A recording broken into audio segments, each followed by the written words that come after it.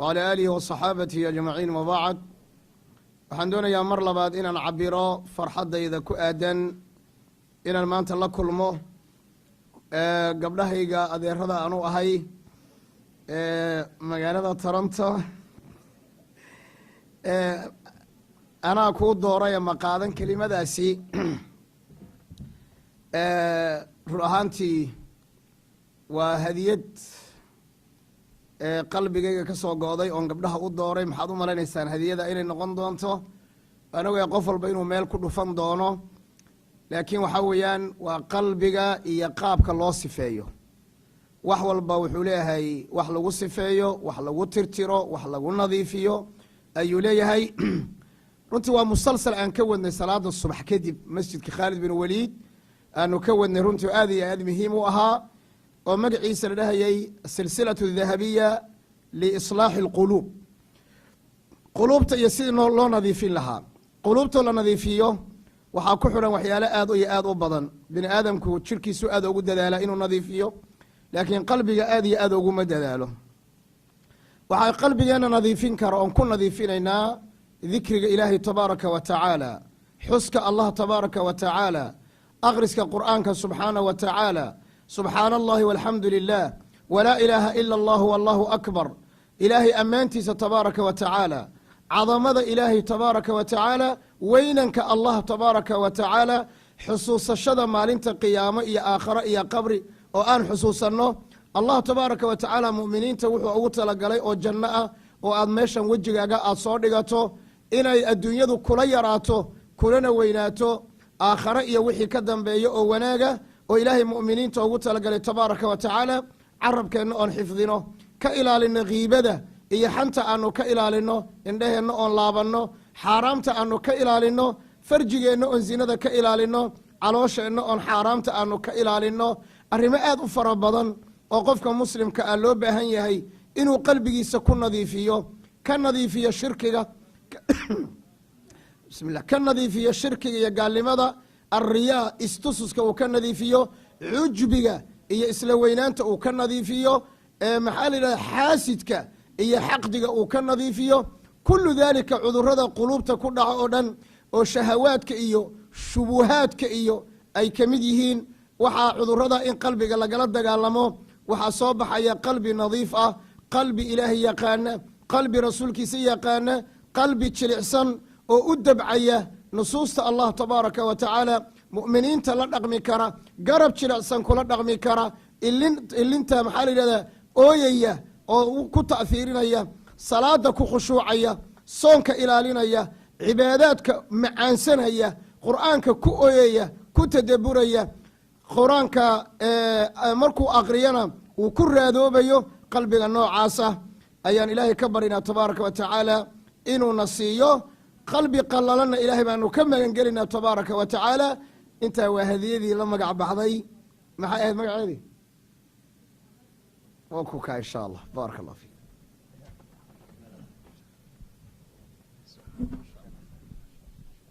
بسم الله إن حدنا وحين قد قلت دونا السؤال أدفر بدن بالسوقري قفلوا نسيب كيسا وانبلابنا الماشي كنا ماذا ونركنا إن شاء الله تعالى مركا سؤال شو الرئيس موضوعي الشيخ أبو ضلحة كهالي أي حرير اللي هاي إن هدي الشيخ فريه أدي الشيخ تيان قاته وسوج كي إن علوشنا أبوحيو وسيد الله قري قصلنا منطقة كسر دويو يسونا أدقيو ومالكست منطقة أنسي برفوني كريم قاتل الله وحل سكودر درو انتي بان استعماله سو يسجن سيدو كلا لقى مرة كسؤاشو وسيدا سجن سيدو كلا لقى مرة الحمد لله السجن وحال قربا سيدا الشيكتي بساسو كلا لقربا دينتينو ودين عدالة ويه دينتينو معها إنه قفكو هل قف لصارو وحسن أودي كرين قفنا أن لقد يا معها شريعتنا وشريعة معانا تكامله لما يستيران أو حقوق قيبينيسا ولذلك عبد الله بن عباس سعودي جري سيدا أن أتشع لها إن يحاس كي اسكو كي قرحيسو أيان أنيقنا أتشع لها إن اسكو قرحيو سأدرادد معها gabadhi ood moodo geedka la yidhahdo hohobta hohob mataqana intiinan gabadhi oo maxaa la yidhahdaa cilaanka iyo quruxda iyo hohob aad moodo inaad moodo ninkan inuu hurdo ka soo kacay ama macawis 2000 iyo eberkii lasoo gaday inuu qabo waxaasi sax ma aha waa inuu nadaafad meesha ugu dambaysa macalasaf waa jiraan rag fara badoon dan ka lahayn oo moodaya quruxda in gabadha laga rabo say naftaadu quruxda u rabto say naftaadu carafta u rabto say naftaadu doogga iyo cagaarka u rabto qofkan kale ee kula nool oo bini aadamka ah sankaad leedahay uu leeh indhahaad leedahay buu leeh qalbiga aad leedahay oo kale u leeh marka inaad u malayso adna aad qashin qub iska dhigto ayadina aad dhahdo waa dooggaa cagaaran oo waa inay saas ka dhigtaa cadaaladna ma aha diinna ma aha jawaabta waxay noqonaysaa war gabdhaha isu qurxiya oo kilkilaha timaha ku yaalla iska rifa oo maxaa la yidhaahdaa ilkahan cadaya oo barfuun isticmaala oo gabadhu siday iskugu kaa qurxisay adiguna iskugu qurxi xaquna saasu ilaahi tabaaraka wa tacaala wallahu aclam jasaaka allahu khayr sheekh abudalxa dhinacaas haddaynu yar ka baxno oo dhinac kale u wareegno sheekh saa'ilad ba waxay leedahay sheekh jilbaha ayaa layga hayaa oo lagu hayaa ay xanuunaya marka fadhi ayaan ku tukadaa marka haddii aan istaagi karin oon fadhi ku tukado ma nus baan helaya ajarkii salaada alxamdu lilah insha allah ajir kaamila baad leedahay qofka ajirka niska helaya waa qofka asagoon cudurdaar lahayn sunnada fadhiga ku tukada salaada waajibka adigoon cudurdaar lahayn fadhi kuma tukan kartid arkaanta salaadana waxaa ka mida alqiyaamu maca alqudra ayaa kamida inaad istaag ku tukato allahna wuxuu le waquumuu lilaahi qaanitiin laakiin wixii sunno ah adigoo fadhi istaag ku tukan kara inaad fadhi ku tukato kaas weeye midaan nis laguu siinayo laakiin haddiiba aadan awoodi karin inaad istaag ku tukato salaadaadu waa saxiix ajirka agi oo dhammaystiranna waad helaysaa ilaahayna jilibka kaa caafiyo iyo jirka intiisa kalaba jasaaka allahu khayr sheekh abudalxa saa'il kale wuxuu leeyahy saa'ilada kale waxay leedahay cafwan sheekh haddii ninkayga raalliyo aan u ahay caruurna loo hayo laakiin uu leeyahay heer kale ayaan guursanayaa meeshiina caruur ay taallo maxay noqonaysaa arrintaas tacadudka iyo ninku inuu xaas badan sameeyo shareecadeenna qeyb ka mida weye waad ogtihiin suuratu nisaa rabulciza wuxuu leeyahay fankixuu maa taaba lakum min annisaai mathna wa hulaatha wa rubaac waa ka rabbi leh tabaaraka wa tacaala istitaacada iyo awooddu waa shay muhiima weeye ilaahay ma furin tabaaraka wa tacaala albaabkaas oo ma dhihin nin walba ha iska guursado laakiin rabulciza shardi buu ku xidhay tabaaraka jala wacala waa haddii qofka uu cadli samayn karo fain khiftum anlaa tacdiluu fawaaxida soomaalida waxaa la yidhi timirtii horeaba dab loo waayey kooxdii hore yaaba dayacano islaantiibaa dayacano caruurtiibaa dayacano ayagiibaaba meel adka gaadhabaada helaynin marka mararka qaarkood raggu mas-uuliyad aynay qaadi karin inay ku aakhira seegaan reerahooduna ay kaga burburaan caruurtooduna ay suuqa kaga galaan runtii waa xikmad aad u liidata wey xikmad xumo aad u liidata wey sidaa daraaddeed baan ragga waxaan kula talinayna war ninka awooddaa leh awoodda dhaqaalo leh maalan dhaqaaluhu iska imaan doonaaba insha allah laakiin awoodda cadaalad nin kale oo laba dumara u cadaalad samayn kara allahu tabaaraka wa tacaala baa kuu fasaxaye samee biidn illahi tabaaraka wa tacala waxna kaaga xumaan maayo laakiin waxaanu in badan aragnay nin intuu arrintaa sameeyey reerkii horena ka burburay waa laga yaaba inuu ninku is yidhaahdo markii ragga xaggooda laga hadlayo oo muxuu reerku u burburayaa oo gabadhu u boodaysaa sax gabadha masayr baa ku abuuran ilaahay baa ku abuuray tabaaraka wa tacaala xataa xikmad aad reerkii hore ku dejisaba haddaad haysanin dee soomaalidu waxay dhahdaa midho gunta ku jira kuwa geedka saara looma daadiyo war kuwanaa kugu filanoo kuwan ilaali waddan gaalaad joogtaa laakiin inaad odo kuwanaan ka dhaqaaqaya soomaaliyaan tegaya reero kalean soo samaysanaya kuwiina meesha ku khasaaraya mishkiladuna meesha ka imaanaysaa idiin sheegi dhibka ugu weyn waxaa weeye soomaaliya gabdho baariinaa jooga runta markaa idiin sheego xaqiiqadu waa saa gabdho baariinaa jooga wixii la siiyana raalli ku ah meesha la dejiyana raalli ku ah caruurtoodana diin islaam ku tarbeyna baa jooga sooma halkan marka waxaa weeyaan waxaa isbedel baa yimid gabadhii hal nin ma qabo social baa gabadhi ninka la qabo social ma taqaanaan ha gabadhii niman badan baa qaba marka ninka xaggaa soomaaliya wuxuu ka helayaa hal naag uu qabi karo halkana dee 2 naag ninkii nin baa la qaba social la yidhaahdo aye marka taase marka waxaad yeelaysaan talooyinka idin siiyoon isticmaala ninka caloosha u buuxi sankiisa ilaali raalliyo u noqo meel la kaagama socdo biidn illahi tabaaraka wa tacaala hadday dhacdo soo ma aha oy dhacdo waa inaad ilaahay tabaaraka wa tacaala qadarkiisa ku raali noqotaa ha iska duubina reerkaaga doqonnimo waxaan u arkaa gabarh buuxda oo ninkeeda jecel oo qadarta ilaahay siday ugu qornayd looxul maxfuudka gabarh kale ugu qornayd oo markaa reerkeeda iska dumis soo doqonnimo maaha reerkaaga maxaad ninkaagii aad jeclayd gabarh kale kaaga qaadaysa adiga sax ma fahamta halkaasi lambarkaaga xajiso wabilaahi atawfiiq جزاك الله خير وبارك الله لك وفتح الله عليك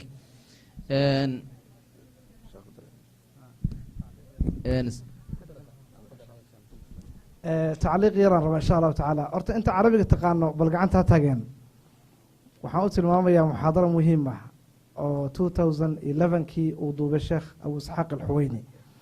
abu isxaaq alxuweyni waa calaamaha maanta jooga oo cilmi lxadiidka aada ugu takhalusay ilaahay caafimaad ha siiyo maalin qadar baa la keenay marna lug baa laga gooyey wuxuu leeyahay oo youtube-ka xataa ku jira alkayaasatu fi siyaasa alkayaasa fi siyaasa qora marka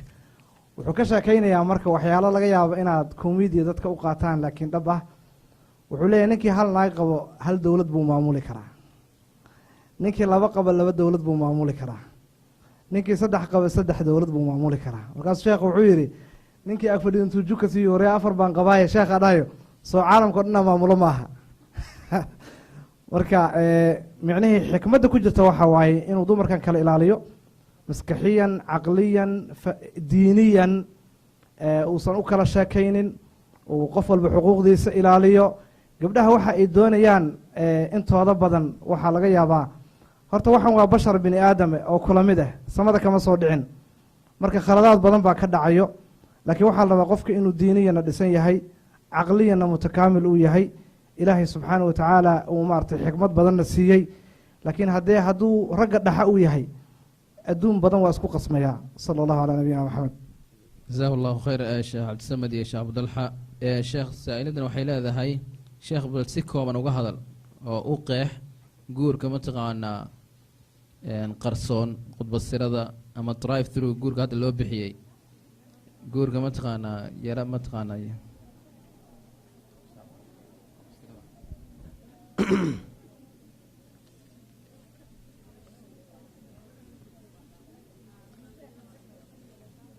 su-aasha aad oomaana fahmin laakiin khudba siro aada ooma aqaano anugu marka malaha dadka yaqaanaa ka jawaabi kara anugu khudba siro ma aqaano laakiin waxaan aqaanaa 2 qof oo isguursanaya oo reer dhisaya ayaan aqaanaa marka reerkaasi haddii khudba sirada laga wado gabadha aabbaheedu wuu og yahay oo weligeedii waa uu mehriyey laakiin magaaladii baan ogeyn oo xaafadaan ogeyn oo ninku derishadu ka soo dhacaa iyo daaqadu ka soo dhacaa saas sooma saas wey saa hadday tahay koloo dee guurka in la iclaamiyaa loogu talagalay waa laga yaabaa haddee inay duruuf timid baa laga yaabaa oo ay duruuf jirto marka haddii ay duruuf ay jirto asalkii meherkii waa ansaxayaa reerkaana waa reer dhaqan weeye sharcan markii laga hadlayo laakiin maxalu tuhuma in la isdhigo oo haddaad adigu islaantan dambe aadan sheegi karinba oodan iclaansan karin oodan dhihi karin islaanta caaisha anaa qaba ma iska joogtid hadday tabartaadu intaa tahay ana marka waxaan dhihi lahaa intii layska daayo luuqluuqiyada ninkii awoodu la 2 reer inuu dhaqdo laakiin haddana sa ay tahay hadday dhacdo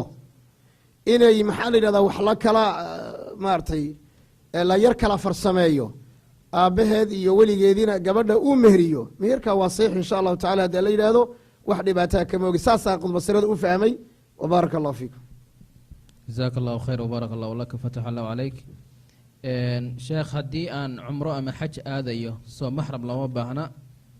su-aal kale oo daba taal waxay leedahay haddii aanu konton ka waaweynahay guruubna aanu la soconno culimana na wado maxram miyaa loo baahan yahay gabadha muslimadda haddii la guursan hayana weli bay u baahan tahay, hadday safraysana maxram bay u baahan tahay gabadha muslimadda. kontonna waa meeshay dumarku ugu fiican yihiin. haddaad og tihiin iyo haddii kaleba, hadda ilaahay iisoo duceeya muxaadaraan wadaa magaceeda la yidhaahdo 40 jir raalliye ah oo rabbigee taqaana, waa raaxada adduunkae ragoo yaan la mogaanin. marka 40ka iyo 50ka iyo dumarku waktigay ugu fiican yihiin. xataa haddaan sii hoos u sii galo waad la yaabaysaan. culummadu waxay leeyihiin gabadha waktiga ay nin ugu jeceshahay waa markay 40 gaadho. sideedaba ogaada, gabadhu markay nin run a jirkeeda u baahan yahay waa 40 jir iyo 50 jir intuu dhaxay. inta hore walac iyo ilmo dhal iyo way dhacdhacaysi, waa la faham soo maaha. laakiin gabadhu waktiga ay noolal run ah u baahan tahay, ay nin u baahan tahay waa 40 jir 35 ilaa 50 intuu dhaxay. 40 jir caafimaad qabta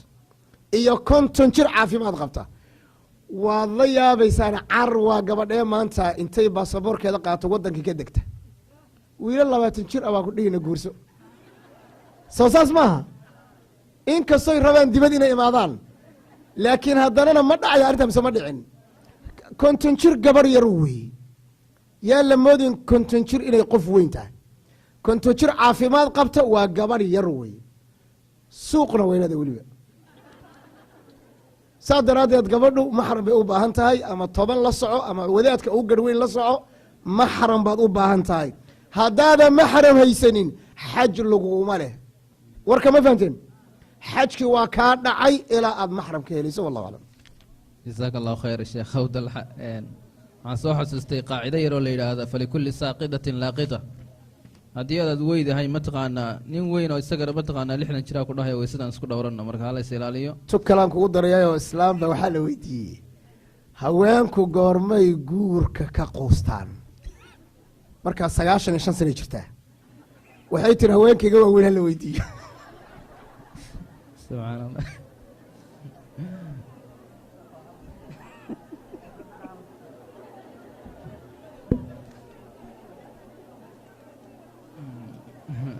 okay. waxaan malanaya dad badan baa dib shukaan soo bilaabi doona. marka su-aasha ku xigta waxay leedahay sheekh, ninkaygii xoole ilaahay subxaana wa tacaala waa ku manaystay, waxaan ka waayey oon mar kasta weydiiyaa xajka inuu igeeyo, wuuna iga diidan yahay. markaan ku celceliyana wuxuu igu jawaabaa adigan lacagtan malihida iga fadhiiso. marka sheekh maxaan mataqaana maxaan sameeyaa? iska fadhiiso. haddiiba mar uu ku yidhi xoolahan malihida iska fadhiiso, iska fadhiiso. ilaahayna bari, xajna laguguma leh. maalintaad heshana gacanta bini aadam waad ka bixi doontaa soo xaji. wallahu aclam. saa'ilada labaad, saa'ilada ku xigta waxay leedahay sheekh, dawada madoobay sida la yidhaahdo cidiyaha ma marsan karaa? cidiyaha bas bay kusoo koobta. markaad tukanaynin ha dhibaato male, laakiin markaad tukanayso waa inaad iska zuulisaa.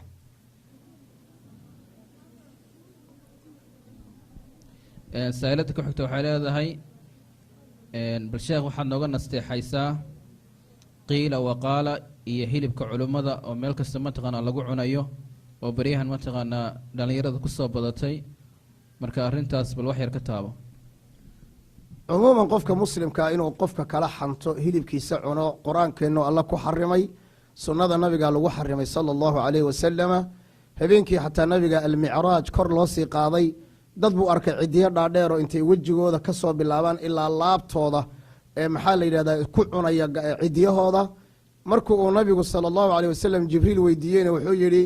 haaulaai aladiina yaakuluuna luxuuma annaas, waa dadka hilibkooda cuna. allana wuxuu yidhi walaa yaktab bacdukum bacda ayuxibu axadukum an yaakula laxma akhiihi meyta. marka xantu waa dikruka akhaaka bima yakrah,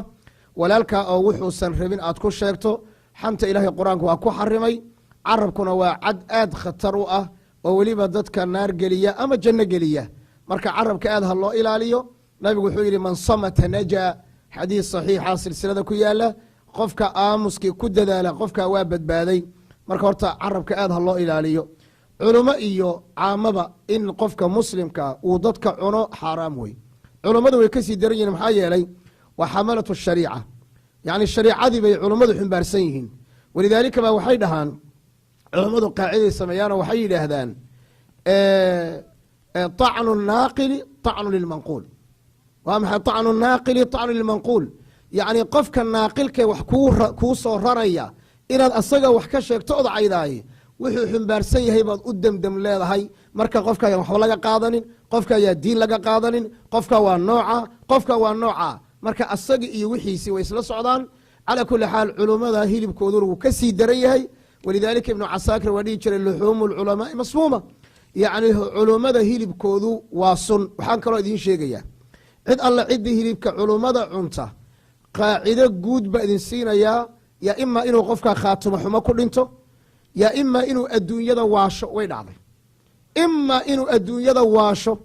imaa in farta lagu fiiqalayo allah war ninkaasoo ninka culummada cayn jiri. indhahaanaanu saaray intaanu noolayn dadka culummada laga keri waayey meeshay ku dambeeyeen. saas daraaddeed culummada waa xamalatu shariica, waxaa weeyaan waa dadkii warahatu alambiyaa, booska ambiyaday noo joogaan. culummada hilibkooda yaan la cunin. waa bini aadama way khaldamaane, qofka khaladkooda u sixi kara si asluub iyo aadaab laha ugu sheego. laakiin inaad ku raaxaysato culummada hilibkooda oo fadhi ku dirir iyo daangada lagu ruugo, waxaa weeyaan waa ayaan darro jirta. laakiin mar kale ayay jawaabta heli doontaa. munaafiqiintii ghaswatu tabuuk tidhi maxaa la yidhahdaa saxaabada wax ka cunto badan maanan arkin oo ka calool weyn, markii dagaal la galana ka fulaysan. markii tacnigaa saxaabada loo geystay nabiga calayhi salatu salaam qur'aan baa ku soo degay. haddaan aqrino qul abillaahi wa aayaatihi wa rasuulihi kuntum tastahzi'uun laa tactadiruu qad kafartum bacda iimaanikum. oo maxaa dhacay? waddadaanu ku maraynay bay dhaheen. haddana ilahi wuxuu yidhi waad gaalowdeen markii iimaan laydinka helay kadib. walidaalika culummadu qeyb ka mida waxay dhaheen qofka culummada wax ka sheega khatar weeye diintiisu, caqiidadiisuna khatar bay ku jirtaa. marka culummada hadduu qof wax ka khaldan yaho bidca uu ku mashquulsan yahay, bidcada ha laga saxo, asluub ha laga saxo. culummada garan baana kalena ka sixi karta. laakiin in culummada shaqo laga dhigtaay khaatimo xumo ayay ku dambaynayaan. arrintaada laskaga ilaaliya. wallahu aclam.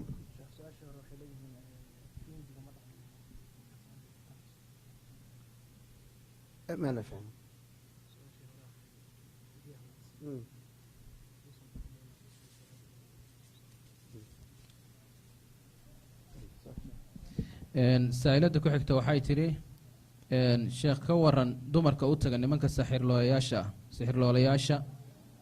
u taga oo yidhaahdaa ninkaygii ijeclaysii, markaa sixir bay mataqaanaa ninka u sameeyaan. waxay ka qusteen arrimihii aad u sheegtay inay sameeyaan, markaasay xaggaa waxay ka raadiyeen sixirloolayaasha inayba ninka ay jeclaysiiyaan. arrintaa diintu maxay ka qabtaa? qofka saaxirka ah asal ahaan muslim maaha. qofka saaxirka ee sixirka caanka ku lagu yaqaano sharciga islaamka waa in la dilaa xataa. marka muslim ma aha.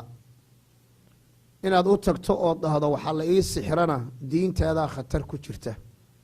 inaad intaad u tagto qof dhahdo ninka horta ninkaad leedaha la ii sixiro soo ninkaan ka sheekeynayna ma aha, hooyo kala dhashay oo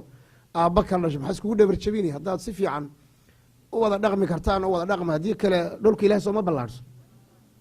maxaa adigu cudurka ku galay ee nin saaxira u tegi ee ninkan islaameed ee islaan dhashay ay foolatay 9 bilood uur ku jirtay maxaad u xirxiri? waxyaalo fara badan la isticmaala jiray, madiido baa la dhaha jirto oo waxaa weeyaan waagi hore la isticmaali jiray oo gabadho haddii ninka diido hadduu taabtoon ay raacayso. waxaasoo dhan macshara falaga ayaa laga soo qaataa. waa wax shayaadiin ay shaqo ku leeyihiin.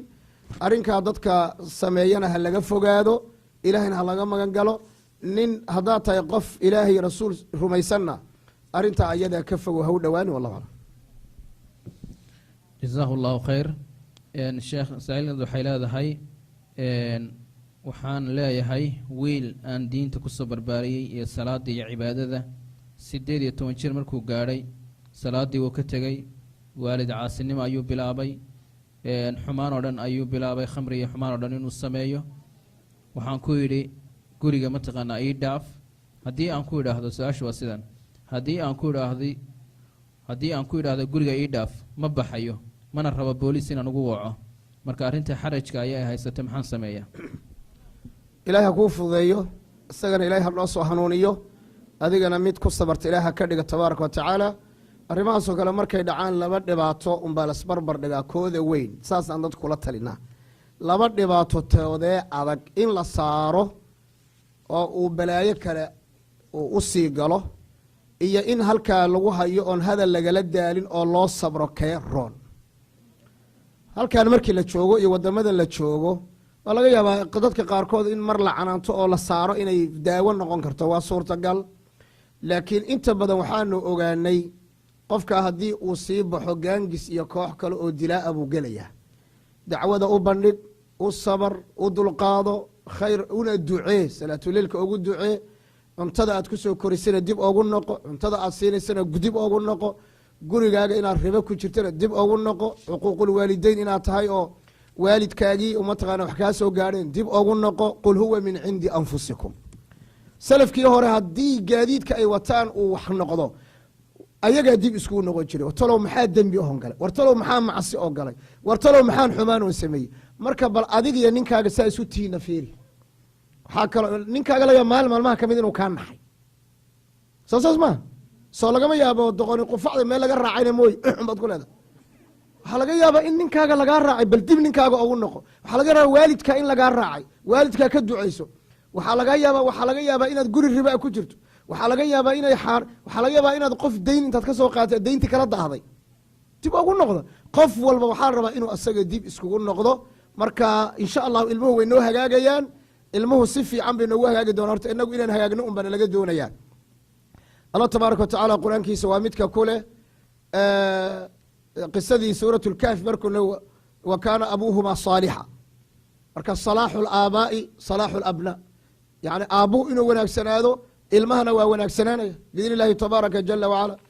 marka ilmaha lagu dadaalo bidn u duceeya insha allah ilahina waxaan ka baryaa inuu wiilkaasi dhibka ka qaado hooyadana mid ku sabarta uu ka dhigo asagana uu noo soo hanuuniyo inta lamidka wallahu aclam aamiin jazaaka allahu khayr sheekh saa'iladan waxay leedahay sheekh waxaa dhimatay gabadh aanu qaraabo nahay kabacdi dadkii ehelkeeda ahaa ayaa waxay yidhaahdeen waa in qabrigeedii waa la calaamadin karaa qabrigeeda sida magaca iyo dhulka oo loo dhiso meeshii qabrigii oo la dhiso anna waxaan maqlay inaan qabriga lana dhisi karin lana calaamadayn karin marka maanigaa saxan mise iyagaa saxan qofka dhintay allah u naxariisto ducuu u baahan yahay qabrigiisa in la dhisana lama ogolo calaamadana haddee dhagaxan caadiga ahee maaratay dhulka iska yaalla haddii aad meesha calaamad ooga dhigayso ama geed ama laan aad calaamad ooga dhigayso laa ba'as wax dhibaato a male laakiin magacna laguma qori karo korna looma dhisi karo kelia meeshan ku dhimashadeedaaba iska adag weliba qubuurtiina aad baan oga naxay runtii meesha laydinku duugo aad iyo aad baan runta oga soo walbahaaray mar aan tegey ilaa 2-3 jeer baan tegaan filayaa sanadkii hore markaan idiin imaaday qubuurta waaba laskaga tumanba dhulka yaalaan marka xoogaa in kor loo qaado xoogaa yar oo qabri ahaan in loo arko runtii aad iyo aad bay u wanaagsan tahay waayo qabriga in lagu istaagaa waxaa weeyaan lama ogolo in lagu dulkaajo lama ogolo in xumaan lagu sameey lama ogolo in lagu istaaga in lagu fadhiista lama ogolo marka qabriga ha dhisin waxbana calaamad ha u samaynin mar haddaad ogtahay qubuurahaas inuu ku duugan yahay aabbaha ama hooyada ama walaalka ama ayeyda u ducee gurigaaga adoo jooga buu ajirku gaarhaya wallahu aclam jazahu allahu khayr sheekh saa'iladan waxay leedahay kolley su-aasha un sheekh uu ka jawaabay sheekh ninkaygii ayaa gabadh kale soo guursaday anna nin naagla laymo tusaba marka waxaan la soo istaaga waa inuu ifuraa marka miyaan ku khaldana miyaan khaldanahay mise waan saxsanahay su-aasha saa looma dhigi karo halkaana in laga abbaaraayo ilama qumano laakiin waxaa ila quman su-aasha inay tahay ninkaygibaa soo guursaday abu talxa tala isii ani saasa ila tahay misle khalad iyo tanaa saxsan tanaa khalad su-aasha saa looma dhigayo tala haddaad iga rabto ninkaaga hayso tala haddaad iga rabto ninkaaga hadduu kuu darari darar ma taqaanaan darar ma taqaanaan xooluhu markii caanaha la liso darar kalaa loo sooma marka ninkaaga hadduu kuu darari haweenka lala guursaday waxay in badan ii sheegeen ninka markuuba guursado waa markuu ugu fiican yahay waaba baari bay dheheen waxaa keen xaadir waxaa isii xaadir waan kuu baahannahay cala ara'si walcayn weydiiya idinku marka waaba markuu ugu fiican yahay ka faa'iideyso doqonnimayna ila muuqataa inaad maxaa la yidhahdaa gabadhii ninkaagii aad intaa isqabteen inaad gabadh hadda uu soo guursaday aad farta oga qaadod hadiye ahaan u siiso isu qurxi nin naa guursaday maxay tiri waa layga shidaa may tiri saasay tiri ilaahay qudradiisu weynaa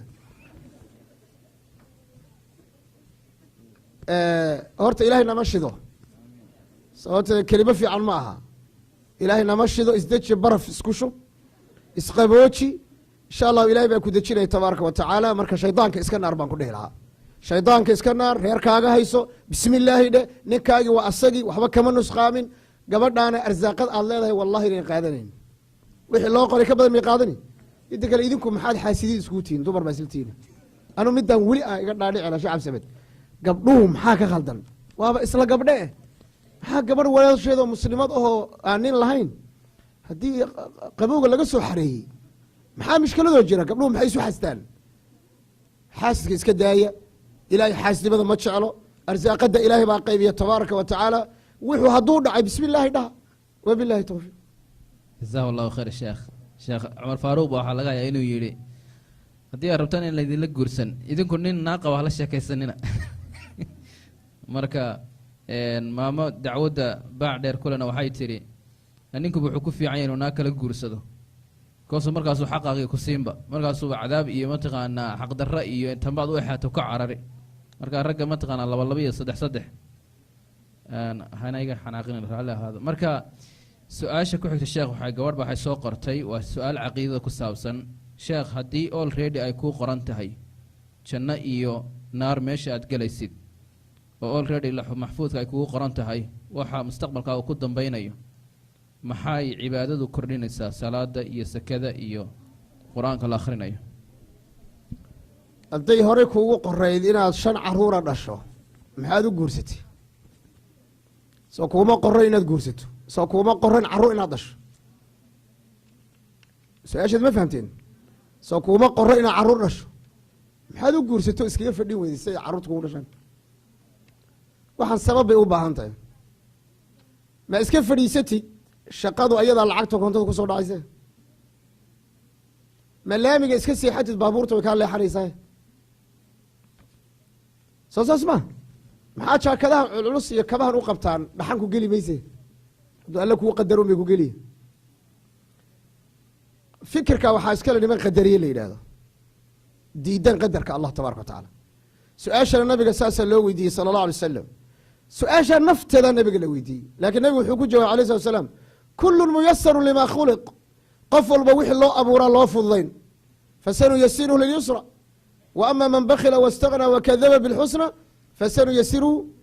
lilcusra waxaa ka dhalanaya caqiidada waa faasid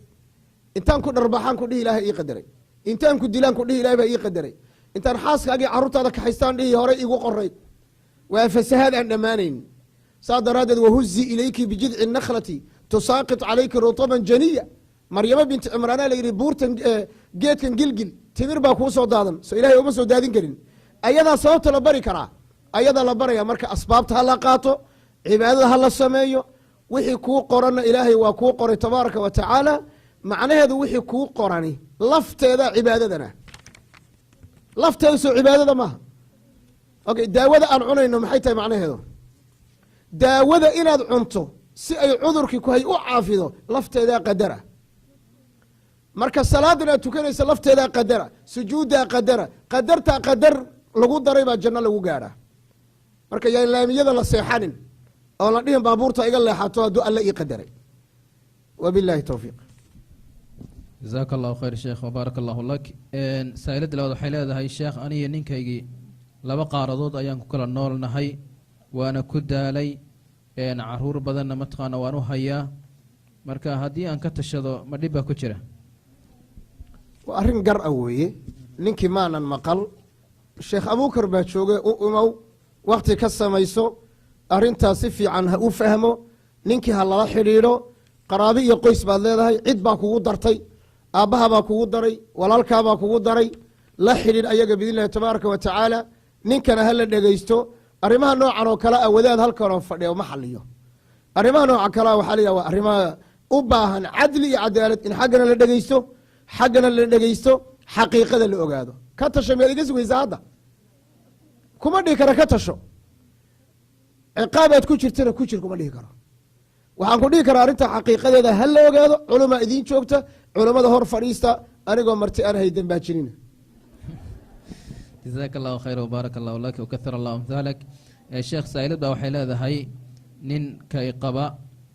waxyaalo xunxun ayuu ku dhex jiraa sida khamriga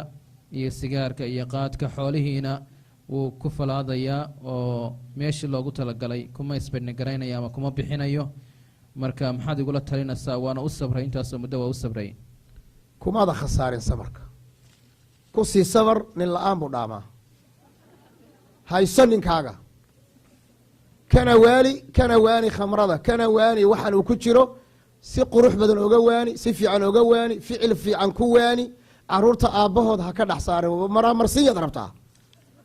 maraamarsiyo anu kuma siinayo macsida uu ku jirana kuma raacsani si fiican waa lii fahmay macsida uu ku jirana kuma raacsani laakiin maraamarsiyo inta ka heli maysid ninkaaga bismi illaahi dhe dacwo ku gudo isu qurxi soo dhowee hadal macaan idinka waa taqaanaa waktiga ragga la qabto ma qabataan waktigaas wakhtiyaalka ragga la qabto waa taqaanaane wax laga dhamaystee ka dhamayso caruurta aabbahoodna ha ka dhex saarin ilahayna hanoo soo hanuuniya asaga iyo inta xubaan ku jirtaba wallahu aclam aamiin jazaahu allahu khayr sheekh saalada kale waxay leedahay haddii aan dahab gadanayo oo aan qofkii aan ka gatay aan dahabkii kaga tago dahabkii aan gatay ilaa aan lacagtii ka soo dhammaynayo uu dahabkaasu la sii yaallo diintu maxay ka qabtaa intee kiilo oo garaam ayaa dahabka sekada looga bixiyaa midda hore waa ribo lama ogolo alaabta meesha kuu taallana adaa iskale adaa laguu dhigay adoo gadatay bay la xugun tahay saa daraaddeed lacagtaada soo aruurso markaad kaash lacagta u haysato intaad u timaado waxaad dhadaa haa-an wa haa-an hoo oo ii dhiib maxaa yeelay dahab lagu gaday dayn waa ribo waa caynu riba waana waxyaalaha guryaheenna burburiyey arrintaa hoos ka xariiqa gabadha dahablaha waxaad ku dhahdaa u imow dhib ma leh dahab waad helaysaa insha allah dahabka horta ragga ma iskugu qurxisaan mise xafladaha in la ogaado soo maaha dahabkan aad daynta ku gashaynao guryaha naga gubayaa ma hubtaan inaad raggiina iskugu qurxisaan mise waxaa weeyaan xafladaha ayaa la iskugu qurxiyaa gabdhaan maanta weydiinayay dirca hadda socda canada ka socday aroosyada lagu tago magacii war magac baa ii sheegtay wala magac baa ii sheegtay ba ka bilaaban maya bacweynaha waa hore laga tegey maya bacweyne ma aha magac bay ii sheegtay gabadha gabar reer magaalo ahayd marka dahabka xataa ay gabadhu ku tagto arooskani markay doonaysa arooskani inay ku tagto waxay dhahday hiblaya aan kala bedelano soo saas ma aha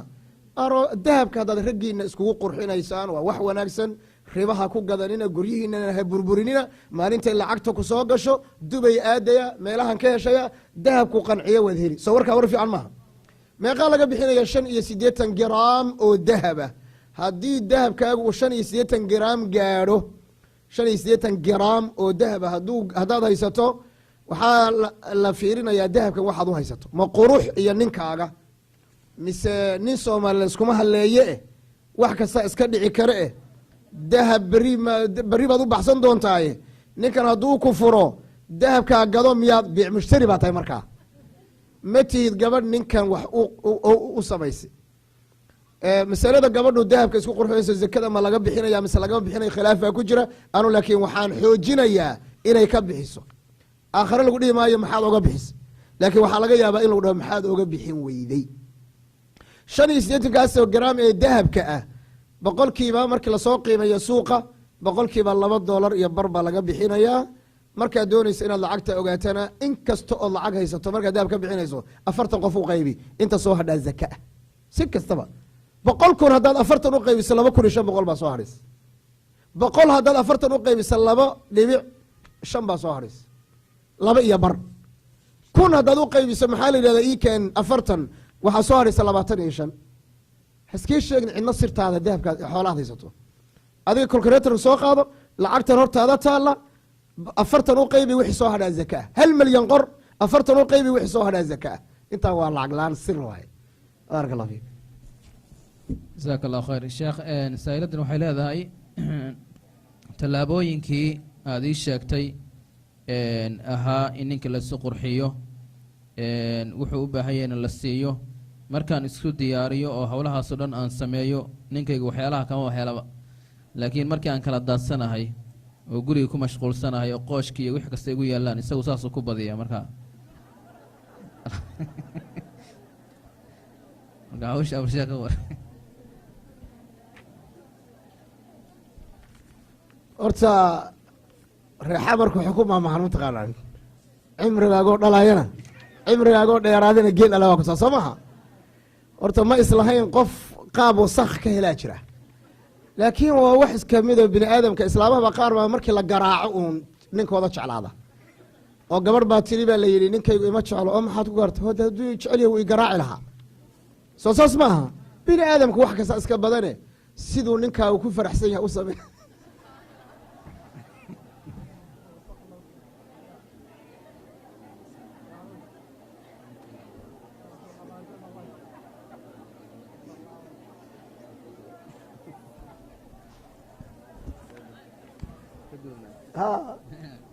jazaaka allahu khayr adduunka wax kasta waa lagu arkin markaa su-aasha ku xigta sheekh waxaa weeye anigu waxaan ahay gabadh sunni ah ama salafka ku abtirsata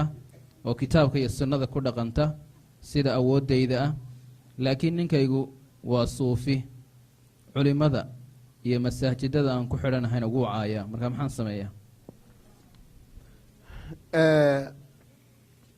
ilaahay tabaaraka watacaala hana hanuuniyo kulligeenba meeshaan ku dambayn doona anagu ma wada naqaano salafiyad wanaagsan baan ahay baa tiri ilaahay ha kuu ziyaadiyo wixii khayr ah oo caqiidada wanaagsana asagana ilaahay tabaaraka watacaala ha noo soo hanuuniyo insha allahu tacaala dacwada gaadhsii boos baa kaaga banaan insha allah inaad dacwada gaadhsiiso inaad mataqaana caqiida wanaagsan aad barto in ilaahay keligii in la barto in la baryo inaad barto qubuur qof ku jira inuusan waxba kuu qaban karin inaad barto yacni ilaahay tabaaraka watacaala suufiyada waxay ka wadaa waa qolaha inta badan qubuurta iyo kadaa iyo sheekh hebelow maxaa la bisinka iyo burdahow dhaha weye bisinka waa la gartay burduhu xagee ka yimid maxaad ilaahay iyo kitaab isu barbardhigi ilaahay iyo awliye allah ilaahay iyo awliye maxaa iskugu dhex dari ilaahayna waa allihii koonkan abuuray awliyena waa dad sharfan sooma ha isku dhex darin ilaahay tabaaraka watacaala keligii bari sooma marka waxaa weeyaan adiga dadaalkaasa lagaa rabaa insha allahu dacwadaa guda insha allah ilahina waxaan kaaga barya inuu kuu soo hanuuniyo hadba akhlaaqdaadu intay dhan tahay iyo dhaqankaagu intuu dhan yahay baa laga yaabaa inuu ku raadoobo oo maxaa la yidhaha raad ku yeesho gabadha muslimadda ana ha ku dadaasho gurigeeda inay dacwada gaadhsiiso ama ninkeeda ama caruurteeda ama deriskeeda ama qaraabadeeda mar walbaba dacwadu waa wax furan weeye wallahu aclam jazaaka allahu khayr wbaaraka allahu lak wakahir allahu amhaalik sheekh saa'iladan waxay leedahay ma jira qur-aan gaara oo la saaro oo lagu akhriyo qofka depressurka ama anxiety-ga waxa loo yaqaano xanuunka la yidhaahdo qof inuu isku buuqo ama waxyaalahaas xanuun gaara hadduu jiro waa kee qur-aanka horta waa daawo kulligii alaa bidikri illaahi taطma'inu اlquluub sooma qad jaaءakum mawcidaة min rabbikum washifaaء lima fi الsuduur wanunazilu min alqur'aani ma huwa shifaa marka waxa la isku daaweeye qur-aanka ugu wanaagsan qofkuna marka hore waa inuu ilaahay ku xidhmaa qofku waa inuu ilaahay caabudaa waa inuu salaadiisa tukadaa gabadhu waa inay jirhkeeda asturataa waa in xaaraanta laga fogaadaa qofku waa inuu addoon ilaahay noqdaa tabaaraka wa tacaala adigoo dadaalaya oo sidaa u dadaalaya oo ilaahay ku xidhan tabaaraka wa tacaala oo ilaahay u rukuuca oo ilaahay u sujuuda oo ilaahay caabuda oo qur-aankiisa ilaahay ku caabuda oo sunnada nabiga sala allahu alay wasalam ilaahay ku caabuda oo mu'miniinta carabkaaga yacni ka nabadgeliya carabkaaga ay ka nabadgalaan oo gacantaada ay ka nabadgalaan haddii imtixaanka kugu yimaado adoo intaasoo dhan soo buuxiyey waxaa weeyaan haddee imtixaanka waa lagu sabraa daawada ugu wanaagsanna waa qur'aanka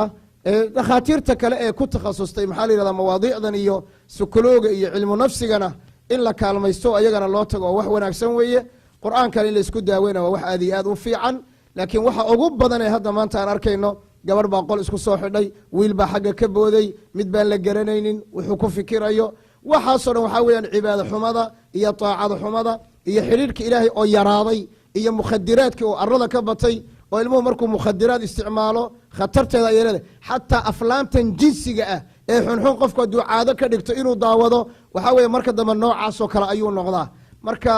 aad ha loogu dadaalo inaan allah xadhigiisa qabsanno waxaasoo dhan uguma dhacayaan qofka mu'minka ah waxaa kuma dhacaan hadday ku dhacaanna waa imtixaan qur-aanka ayaa daawo ah biidni illaahi tabaaraka wa tacala wallahu aclam jazaaka allahu khayr sheekh saa'iladan waxay leedahay waxaan aniga iyo sawjkayga ilaahi subxaana watacaala wuxuuna siiyey caruur wiil baan mataqaanaa leeyahay marka isagiina oo sawjka ah wiilkii tarbiyaddii iyo wixii looga baahnaa ma barayo marka inaan anigu bosishinka ama booska aan galo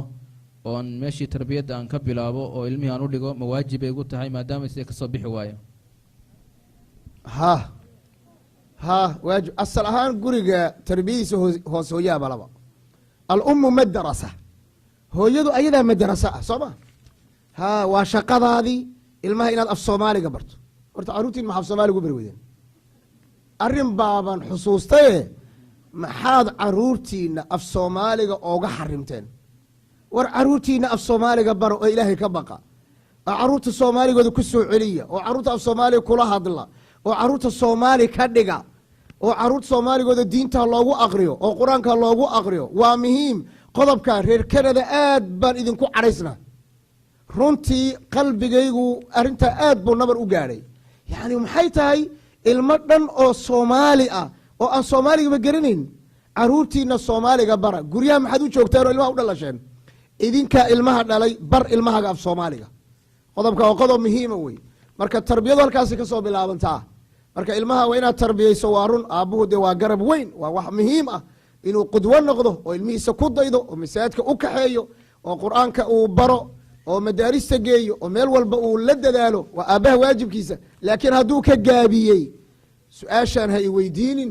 waa waajib kuu yaala adugu inaad ilmaha aad dhashay booskiisii aad ka soo baxdaa waa inaad ilmihii la fadhiisataa waa inaad ilmihii qur-aanka bartaa waa inaad akhlaaqda bartaa waa inaad siirada bartaa maaha ilmahaad caloosha u buuxinaysaan xal maaha ilmaha una caloosha loo buuxinaya sax maaha ilmaha waxa ugu badan waa in maskaxda laga dhisaa wareedha ilmaha u sheekeeya oo ilmaha la fadhiista oo ilmaha wakti siiya oo isku daya ilmaha inaad xataa gabadhaadu markay 13 14 iyo wiilkaa gaadhaan waa inaad oga sheekayso markii ugu horreyso jacayl kugu dhacay mar aabbahaas isu guursateen iyo siduu kuu jeclaaday iyo saad adigu u shukaansatay iyo siduu kuu shukaansaday waa inaad oga sheekaysaa waa inaad ilmihii wadada haddii kale saaxiib baa u sheekaynaya hadaad u sheekaynin ilmihii saaxiib baa u sheekaynaya marka ilmahaaga saaxiib la noqo ilmahaaga waa inuu sirta marka dambe kugu qarsadaa saad wax walba aad ogu sheegayso oo aad daacad u tahay marka ilmahaaga bar adiguna hadee baro marka hore faaqidu shay laa yucti qofku wuxuusan haynin ma waxbuu bari karaa may soo ma idinkana barta oo madaarista taga oo qur-aanka barta oo onlineka wax laga barta xataa adaad guri ka gaari weydo idinku noqda addoommo ilaahay tabaaraka wa tacaala oo ilaahay addoommo u ah dad ilaahay addoommo u ah oo ilaahay raali gelinaya war soomada arkin meesha la isgelinaya yarideeda soomada arkin bal ku fikir qof walbow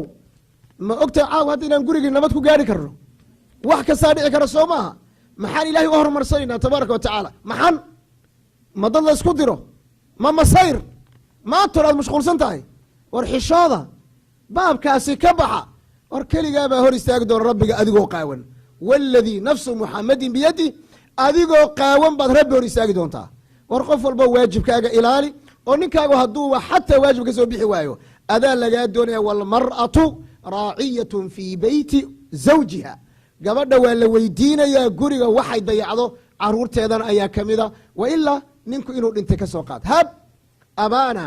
ximaaran aw xajaran ulqiya fi lbacri aw alasnaa biumin waaxidin cumar bin khataab markuu qeybiyey dhaxalki ninkii yidhi kaba soo qaad aabbaha inuu dhagax yahay kaba soo qaad aabbaha caruurta inuu dhintay ma waxaad dhihi ilmihii odayg waa dhintay maanaa la iga raba inaan koriyimaad dhihi kaba soo qaad inuu dhintay inanay agoonka runta ma aha qofku aabbihii dhintay agoonka runta waxaa weeye waa qofka waa ilmahay dhaleen aabbiyo hooye mashquul ah maalidha waxaa la weydiinayey aabba dhahaya ila talida wuxuu weydiinayey aniga waxaa weeye tagsiilaan ahay xaaskuna dukaan bay gadaa ilmahaygu saas waan jeclay way jeclaayeen laakiin gabadhayda hadda markay weynaatay nin gaala ii keentay oo ay leedahay marka an iska daana wuxuu yidhi waxay tihi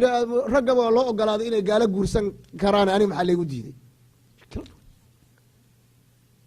marka horaa la dayacay sooma hoosi baa laga dayacay ilmihoo soo weynaaday baad arkaysaa marka aan guryaheenna guryo qur-aan ka dhigno oo guryaheenna suuratulbaqara ha ka daaraato oo guryaheenna aan salaadaha ku tukanno oo guryaheenna yaana qubuur ka dhigina oo guryaheenna aan ka dhigno guryo ilaahay laga sujuudo oo lagaga rukuuco tabaaraka wa tacaala markaan addoommo dhaba noqonno ilaahay baa awlaaddeena noo hagaajin marka dadaal gabadhaas muslimadda ilmahaaga si wanaagsan u tarbiye adigaa lagu weydiin hadduu odayga ka soo bixi waayo wallahu aclam jazaaka allahu khayr wbaaraka allahu lak wakahar allahu amhaalak sheekh saa-iladda waxay leedahay su-aalihii laba xabaa ka hadhay alxamdulilah ilahi subxana wa tacala waqti waa inoo barakeeyey saa-iladda waxay leedahay sheekh nin baanu wada sheekaysan jirnay 5 sano mana aha qof guur awooda oo damba halkaa dhigtay waxba gacanta kuma hayo inaan iska dhaafo ayaan go-aansaday markii aan qof kale la hadlo waxaan xusuustaa wiilkii hore aan wada sheekaysan jirnay oo aan mataqaanaa jacayl u qaaday laakiin danbaa iga kaxaysay marka waxaan isray nin kale haddaad guursato armaad xaqiisa ka soo bixi weydaa waayo jacayl hore ayaa igu duugan gabadha maskaxdeeda shaytaan baa degay sidaytuu u waswaasiyey gabadha horta waxaan dhihi lahaa shaytaanka iska naarto nin baan 5 sano la socday maxaa 5 sano ku agdhigay marka koobaad horta ninka adle 5 sano la socday nin maxaa 5 sano ku agdhigay waabaad aragtaa inuusan waxbaba hayninba 5 sanona ma wuxuu ahaa nin hani ah oo 5 sanuu faqiir ku noqday soo 5 sano inuusan waxba haysan maad arkaynin tarka haa soo maaha saa daraaddeed horta inaad ninka waktigaaga ku dhumisa ma ahayn waxaase iiga daran aan gabadha leeda maskaxda shaytaan baa waswaasiyey ninkii noocaasaan waxba haysanin ay waktiga ku dhumisay yaa waxay isku xidhaysaa haddaan nin kala guursado waxaan ka eegna xaqiis ka soo bixi waaye oo yaa kuu sheegay kii horeba inaad xaqiis ka soo bixi lahayd masale xaqba yaa gaadhiba haddaad midkii horeba aad xaqiisa ka soo bixi lahayd kana baad ka soo bixi lahayd sooma sidaa daraaddeed waxaan kugula talin lahaa waktigaaga ha iska dhuminin intaad horey u socoto ninka ku qanciya ee diin iyo akhlaaq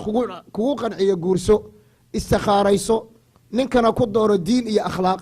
ninkana markaad la sheekaysanayso kula sheekayso mas-uuliyad ha kula sheekaysana caatifo dhallinyarada yaryarka caydhiinkay ku soo cunaan jacaylka inta la issukaansanayaba waa laso wixii jecel hadal kastaoo macaan baa las dhahaa xaaraanna ah markii la isguursadana indho waaweyn ba laslas ag fadhiistaa maxaa yeele wixiiba horeyba caydhiinka lagu soo cunay waxaa sax maaha saa daraaddeed markaad gabadh noqo garoob noqo marka shukaansiga waayahan wuu kharimay shukaansiga waayahan sidayta u kharimay shukaansiga xaqiisa diba loogu soo celiyo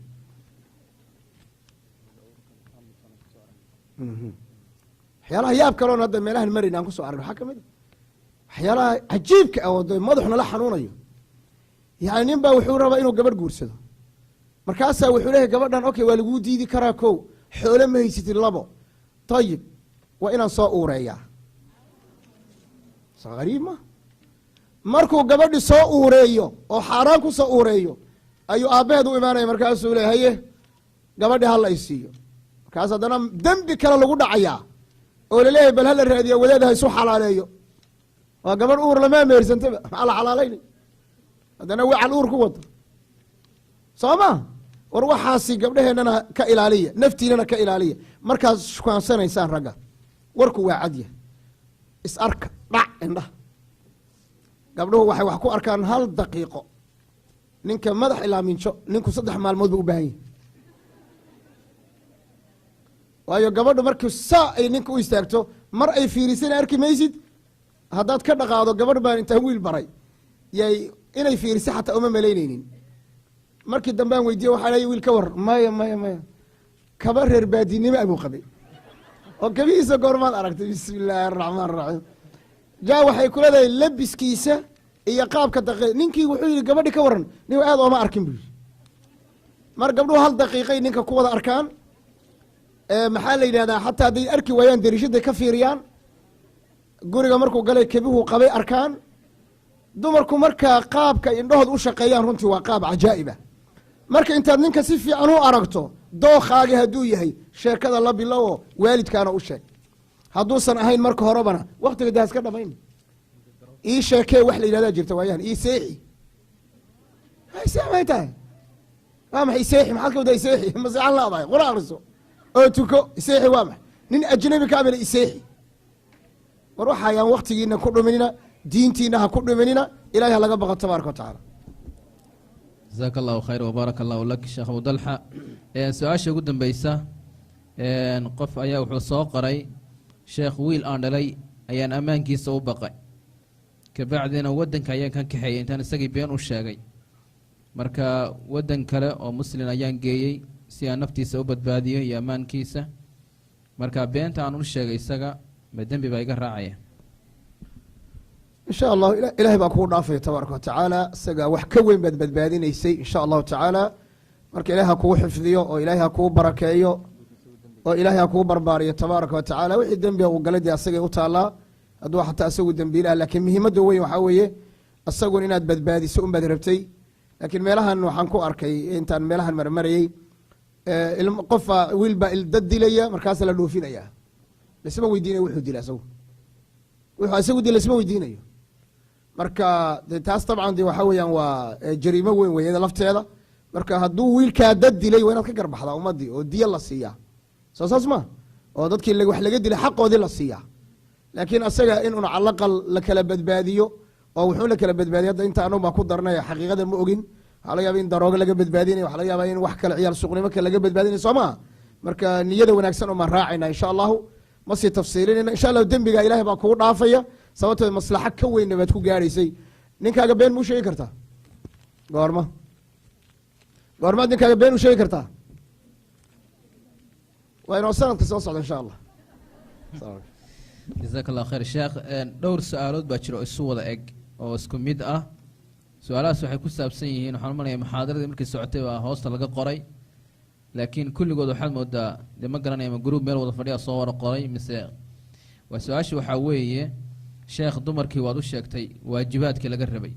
iyo inay mataqaanaa raggooda waajibaad ka soo baxaan laakiin dumarku waxay codsadeen muxaadaro taa la mid ah